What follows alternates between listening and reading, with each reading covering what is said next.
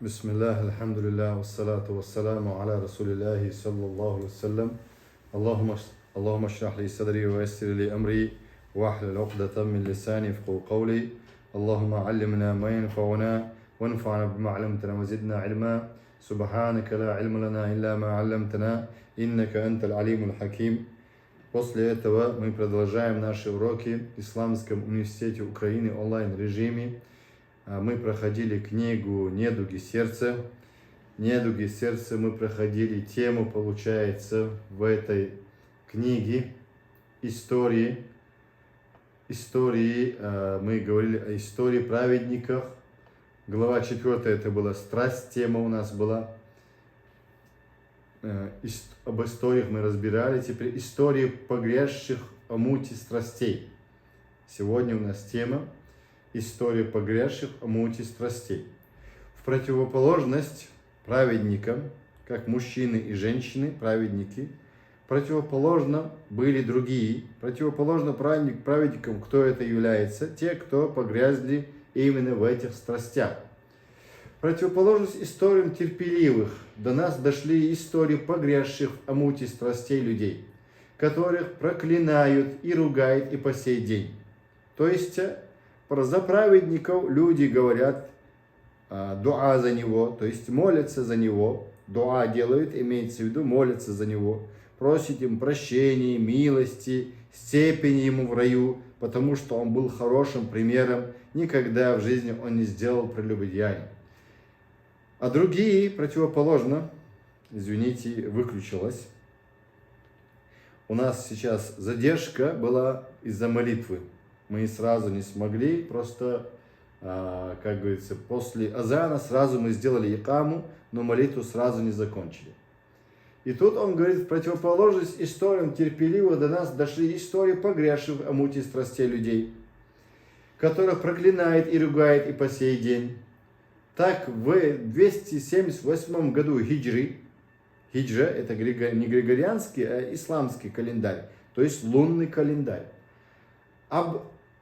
Абдугу ибн Абдуррахим его звали. Этот несчастный, нечестивец принимал участие в борьбе на пути Аллаха в румейских землях. И вот когда во время одного из походов мусульмане осадили один из городов, он увидел в крепости одну женщину, и страсть к ней одолела его. То есть эта страсть, бывает, человека ослепляет. Поэтому безумная любовь в исламе запрещается.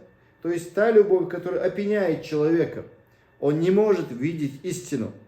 Он не может различить, что можно, что нельзя. Человек начинает ослепляться этой безумной любовью. Поэтому она запрещена. Ишк называется. Хуб – это любовь обычная. Ишк – это безумная любовь будет у нас. То есть не у нас вообще. И вот когда во время одного из походов мусульмане осадили один из городов, он увидел в крепости одну женщину, и страсть к ней одолела его. Он нашел способ связаться с ней и спросил, как добраться до тебя, он спросил. Она ответила, принимай христианство и поднимайся ко мне. В крепость поднимайся, она сказала. И он сделал то, что она сказала, и ничуть не заботясь о мусульманах, поднялся к ней. То есть из-за сильной любви к женщине, или женщина сильной любви к мужчине, бывает ослепляется, бывает подобие пьяному человеку. И это как заблуждение заблудших людей. И так дальше, и сделал он то, что сказала, и ничуть не заботясь о мусульманах, поднялся к ней. Мусульман сильно опечалил его поступок, опечалил его поведение, потому что он с ним был муджахидом. Им стало тяжко и грустно. Сколько таким образом муджахидов на пути Аллаха, быть может, их жены ослепили их, быть может, их семьи ослепили их, быть может, а тут еще запрещенная ослепила его. Это была женщина для него харамная, чужая еще. Он не был женатым. Бывает, жены или семья его просит его делать харама, явного харама, отказаться от фарда, отказаться от чего? От джамаата, от джумуата. И все шайтаны начинают свои дела делать. Эта жена бывает, против мужа идет. Или родственники идут, его любимые люди. Папа, мама, родственники, жена, семья. Чтобы он какой-то из фардов не исполнил. И это бывает часто некоторым религиозными людьми, которые еще не перешли какие-то стадии. Алейкум салам. Те люди, которые не перешли какие-то стадии религиозности, шайтаны стараются их сломать в этой части. Но когда у них не получается у шайтана, когда он ломает шайтана, закрывает дверь шайтана, тогда другую стадию переходит шайтан. Другую стадию. То есть шайтан, как мы сказали до этого, как Ибн Каим приводит примером, шайтан старается закинуть нас в многобожье. Не получается неверие, многобожье закинуть. Шайтан отходит, делает другой прием. Нововведение хочет он закинуть человека. Нововведение — это искажение религии изнутри. А если религия изнутри искаженная и разрушенная, тогда она не принимается. То есть тот вид поклонения, который он делает, не принимает Аллах из-за нововведения его. Быть может, другие тоже. Быть может, покаяние тоже не принимается. И так дальше. Шайтан старается закинуть этого человека в нововведение. Когда не получается нововведение его закинуть, опять шайтан уходит, потому что он знает приемы против человека. Этот шайтан, этот дьявол. Отходит шайтан и делает третий прием. Он старается человека закинуть куда? Большие грехи. Когда не получается у шайтана закинуть этого человека в большие грехи, что делает этот шайтан?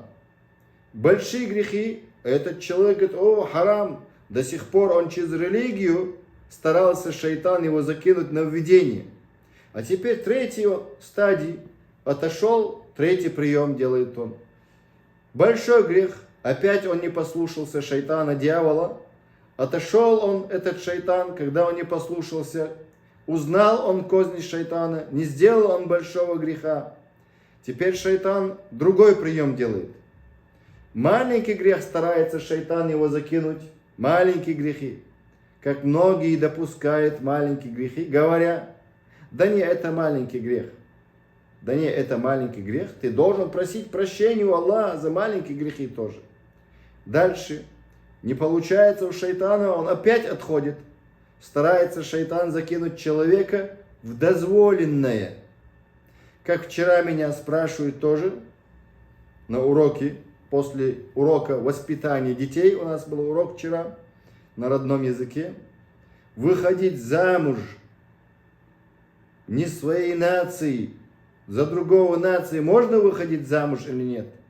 Вопрос спрашивают. Можно в шариате, можно за двоюродного брата выходить, можно за троюродного брата выходить, можно. Можно 4 жены, можно за 80-летнего выходить. За пророка, саллаллаху алейхи ва саллям, вышла замуж. Пророк Мухаммад, когда умер, ему было 63 года, его жене 18 лет было. Вот такая большая разница была между ними. Можно 60-летнего выходить замуж. Можно выходить и больше возрастом. Можно выходить, можно, халяль, за мусульманина и единобожника, можно. Тогда что лучше, спрашивает, что правильнее будет? Правильно будет выходить замуж, за своей нации выходить замуж, в своем селе выходить замуж, то есть более лучше, более крепче бывают браки обычно. То, что в практике я говорю, то, что я видел. Более крепкие бывают браки, когда выходит в своей нации, в своем городе, в своем селе. Когда выходит замуж, тогда крепче бывают браки. Как в Африке было такое, что имам Малик, мазаби ученые, дали фатву, африканские ученые там дали фатву, что с одной племени, другую племени выходить харам. Почему сказали харам? Не в основе шариате харам, а потому что с одной племени другое выходить, они друг друга языка не знают. Потому что, по-моему, в Нигерии это была, где-то у них 300 народностей там есть. друг друга не понимают, когда выходит из-за того, что африканцы много разводов, просто очень много разводов, чтобы этого фитны не было. Ученые сказали харам, для чего саддан ли зарья, чтобы не произошла фитна. Чтобы не произошла фитна, имеется в виду между племенами и раздора фитны, чтобы не было, сказали выходить замуж за другого харам. Но это не харам в основе хукме. В основе хукме мусульманки можно выходить замуж за мусульманина любой нации, любого континента. В основе это можно. Но когда видят ученые, что пренебрегает этой основе дозволенности брака, когда переходит 18 лет, то есть 18 раз, говорит, вышла замуж. Девушки еще 30 лет нету. 18 раз вышла замуж. Это же стыд и позор. Значит, она ненормальная. Что-то там ненормально. И так дальше пренебрегает этой темой некоторые женщины, говоря, что можно же выходить замуж за другой нации. Можно, халяль. А что лучше? Лучше выходить своего города, своего села, своей нации. Это лучше в исламе. Это в исламе лучше, потому что посланник, саллаллаху алейхи ва саллям, сказал, такафу фи никах. Такафу это соответствие ищите во время своего никаха, когда вы хотите жениться. Это лучше бывает. Для чего? Чтобы брак был сильный, чтобы семья не разрушалась, чтобы дети потом не страдали, чтобы дети после этого не страдали. Баракаллаху фикум. Теперь шайтан приходит, мы сказали, через пятый прием или пятую дверь, через дозволенное. Дозволено же, говорит, брак дозволено? Конечно, брак дозволен. Лучший брак, как мы сказали, своего села, своей нации бывает. Лучший и крепкий бывает брак. Крепкий бывает. А другой можно? Бывает лучше взять и другую, как пророк, саллаллаху алейхи ва саллям, взял София, израильтянку, то есть еврейку нации. Или, допустим, египтянку. Для того, чтобы пророк был лидером, саллаллаху алейхи ва саллям, чтобы даут перешел эту нацию среди евреев или среди египтян. Или, допустим, какой-то даутчик взял с другой нации, чтобы в этом нации распространился даут, потому что он их не взять. Этот взять, получается, приближается к этому народу. Этот народ, лучше будет его слушать, для того, чтобы даут перешел хорошо. Когда у человека нету родственных отношений, и так бывает, слушают люди, для дауата. Или, допустим, как я вчера сказал, если человек был полезным, допустим, да, для себя, для своего народа и другого народа, тем более, если он еще влияет, помогает, поддерживает, за такого выдать замуж, это получается почет. За такого, который помогает. Рядом стал трудности в горе, в беде, рядом стали, за такого выдавать замуж гордость, таким давать гражданство, гордость должно быть. А те, кто продают, имеется в виду предатели, их везде есть. Дальше, шестое, теперь мы козни шайтана разбираем. Когда через дозволенность бывает, что делает шайтан через дозволенность? Разукрашивает шайтан. Во время необходимости мертвечину кушать можно. Аллах в Коране сказал, «Вамунитурра гайра багин». Вамунитурра тот, кто был в необходимом положении, но однако он не желал кушать мертвечину гайра багин. Ему разрешается кушать эту мертвечину. Было харам, эта мертвечина, большой грех. Большой грех. Теперь Аллах ему, чтобы не умереть, как в газе положении, дети от голода умирают. Детям уже кушать нечего, ни ослов нету, ни кошек, ни собак не остается. 2 300 000 наций. Что им кушать этим людям? Дети от голода умирают, не говоря уже о старших. Какая вина детей? Дальше.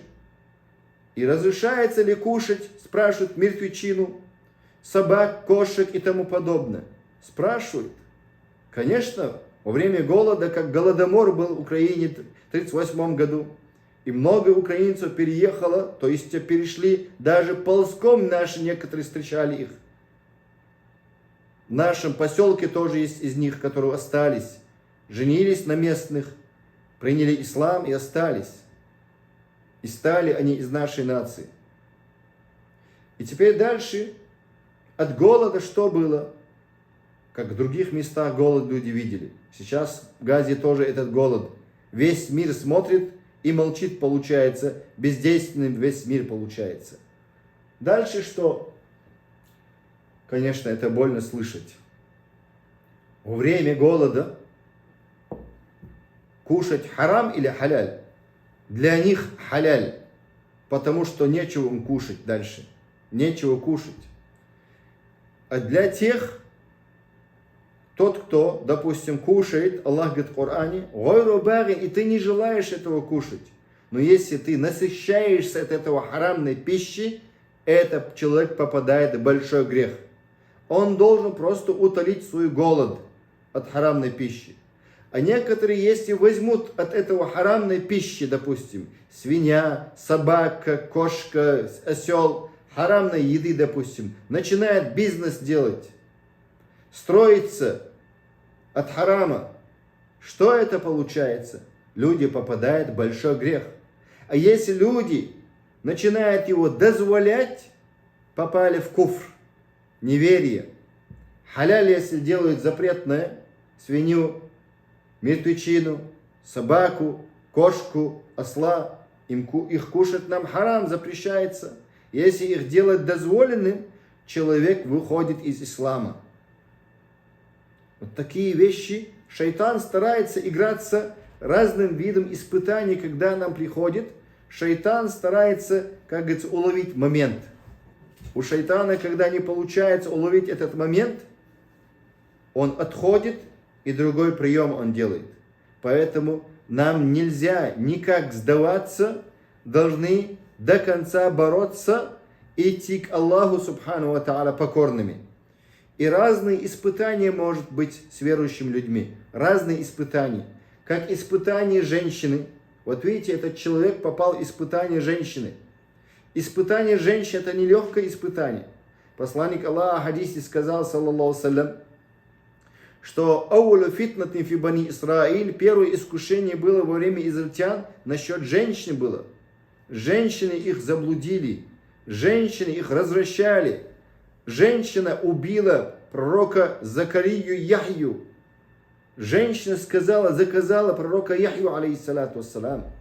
Королева, израильтянка, она заказала, потому что он запрещал брак между этим и этой королевой.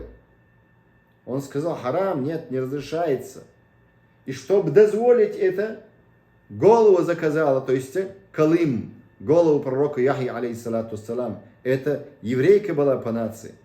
Теперь дальше, шестой, как говорится, да, козни шайтана, козни сатаны, дьявола. Если через дозволение не получается этого дьявола закинуть человека в неверие, вывести из веры, он старается человека закинуть куда? Шестое называется фадль валь мафдуль. 2 раката сунны тебе лучше, он говорит, шайтан. Иди делай 2 раката сунны. Чем учить один вопрос шариата, чем учить один вопрос ислама, чтобы ты правильно понимал ислам и правильно приближался к Аллаху. Шайтан этого не желает. Шайтан желает, чтобы ты наоборот 2 раката сунны читал, оставив шариатские знания. Чтобы ты зикр делал побольше, но не учись шариату исламу. Не получай образование. Шайтан старается человека закинуть туда, он не представляет. Работа же халяль, он говорит. Да, работа халяль, валлахи. Работа халяль. Но знание, когда ты начинаешь учить, шайтан тебе так облегчает заработок для жизни, когда ты стремишься за знанием ислама, когда ты стремишься выучить Коран, понять сунну посланника, саллаллаху салям, шайтан так закрывает глаза на дозвольные вещи или на сунну, чтобы ты фард оставил. Чтобы ты фард оставил, шайтан старается, чтобы ты сунну делал. Шайтан таким образом обольщает человека, обманывает человека, а он такой еще самодовольный, что он много делает сунны. А когда нужно было учить религию, понять религию, приоритеты понять, шайтан обманывает. Это 6 видов казней. Когда 6 человек закрывает эти приемы, переборол он этого шайтана, дьявола. 7 это что? Окружение становится врагами, как для пророков стали они. Окружение и народ становятся врагами. Когда 6 дверей ты закрываешь, будьте стойкими, иншаллах, против этих казней дьявола. Даже если ваши близкие будут против вас. Дальше, спустя некоторое время, когда мусульмане увидели, опечалились за его поступок, им стало тяжко и грустно, спустя некоторое время, проходя мимо крепости, в которой он по-прежнему находился вместе с этой женщиной, которая совратила этого мужчину. Она была красивая, христианка была. Этот мужчина был мусульманин, воином, муджахидом, как сегодня некоторые муджахиды сбиваются с пути Аллаха. И вначале, как это было сказано, он нашел способ связаться с ней и спросил, как добраться до тебя. Она ответила, принимай христианство и поднимайся ко мне в крепость. Они же осадили эту крепость. И он сделал то, что она сказала, и ничуть не заботясь о мусульманах, поднялся к ней. Мусульман сильно опечалил его поступок, опечалило. Им стало тяжко и грустно спустя некоторое время, проходя мимо крепости, в которой он по-прежнему находился вместе с этой женщиной. Они крикнули ему: «О такой-то, где твой Коран, где твои знания, где твой пост, где твой джихад на пути Аллаха, где твоя молитва?» Почему? Почему? Что с тобой случилось? Они ему напоминают об этом. Он ответил: знаете, что я забыл весь Коран, кроме его слов. Слово Аллаха он не забыл одно. Весь Коран забыл. Эта женщина его совратила. И он не оберег свои глаза, смотрел запретные места, как сегодня женщины выступают или выставляют себя на показ. И он ответил: знаете, что я забыл весь Коран, кроме его слов. Неверующие непременно пожалеют оказаться мусульманами. То есть неверующий непременно пожелает оказаться мусульманами. Неверующие пожелают оказаться мусульманами. Оставь их, пусть они едят, пользуются благом и увлекаются чаяниями. Скоро они узнают, Бедая в книге это приводится. Рассказывает, что в Египте был один человек, который много времени проводил в мечети, произнося азан, совершая молитву, и на лице его лежала печать покорности Аллаху, и свет поклонения озарял его. Однажды он по своему обыкновению поднимался на минарет. Поднимался наверх, раньше поднимались на минарет. Оттуда делали азан. Сейчас же не так делают азан, через микрофон делают. Тогда минарет сам по себе, не ваджиб, сам по себе. Без минарета мечеть бывает без минарета. Минарет это не является ни условием мечети, ни столпом, ни обязательством. Между учеными есть разногласия дозволенности и желательности делать минарет. Дальше. Однажды он по своему обыкновению поднялся на минарет, в то время поднимались и с него делали азан. Призыв имеется на молитву. Внизу был дом какого-то христианина. Посмотрев вниз, он увидел дочь хозяина дома и очарованный не стал произносить азан. Он очаровался этой красивой девушкой, потому что он глаза свои не берег. Харамное место посмотрел, получается, непокрытой женщине посмотрел он. Не стал произносить азан, а спустился и вошел к ней в дом. Она спросила: что с тобой? Чего ты хочешь? Она спросила. Это не мусульманка была. Он ответил: мне нужна ты. Она спросила: зачем? Он ответил: ты лишила меня рассудка. Женщина лишает человека рассудка, представляете? Как будто пьяный человек, как будто выпил он или наркотик покушал. Рассудка лишился человек. И дальше говорит: и пленила мое сердце. Она сказала: я никогда не соглашусь на прелюбодеяние. Сказала: это не мусульманка. Он сказал: тогда я женюсь на тебе. Она сказала: ты мусульманин, а я христианка. И отец не выдаст меня за тебя. Он сказал теперь: тогда я приму христианство. Представьте, он готов поменять религию ради этой женщины. Она сказала, если ты сделаешь это, тогда я согласна. Видите, муртаддом стал, вероотступником человек. Она согласна, сказала. И этот человек принял христианство и переселился в их дом. В тот же день, поднявшийся на крышу дома, он сорвался оттуда и погиб, умер, сдох, как сдох. Не шахидом стал. Он не получил то, к чему стремился, и при этом лишился своей религии. Джавабуль Кафи, книги приводится это, Ибн Кайма. Просим у Аллаха стойкости, заключение поистине страсть, от которой страдают юноши и девушки, созданы не только для развратников и нечестивцев. Ее испытывают и праведные мужчины и женщины. У праведника тоже есть страсть, которые живут скромно и целомудренно, занимаются призывом к религии Аллаха, приобретением и передачей полезного знания и распространением блага. Более того, иногда страсть, которую испытывают эти люди, сильнее той, что испытывают люди порочные. То есть у праведников больше бывает страсти, чем у этих нечестивцев, то есть развратников и нечестивцев. Более того, иногда страсть, которую испытывают эти люди, праведники, сильнее той, что испытывают люди порочные, однако они сдерживают ее, будучи покорными Господу, стремясь к Его награде, в поклонениях, постами, просит Аллаха удачи и сохранения в имане, в исламе. Тот, кто смотрит на этот мир здраво, обретает благо его, избегает зла его. А кто не думает о последствиях того, одолевает собственные чувства, которые в итоге причиняют ему боль, просит Всевышнего Аллаха возвести надежную преграду между нами и запретным. Аминь. И сделать нас одними из тех, кто поступил скверно, просит у Него прощения. Поступил хорошо, радуется и помочь нам направить наши страсти, желание к тому, что угодно Ему, чем Он доволен. И мир и благословение нашему пророку Мухаммаду, саллаллаху салям, и его семье, и его сподвижникам.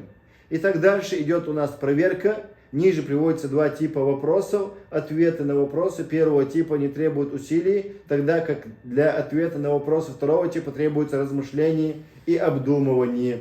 Итак, тут есть вопросы-ответы. Сами можете посмотреть, как мы сказали в книге уже. Вопросы есть и ответы вы должны сами прочитать и посмотреть. Баракаллаху фикум.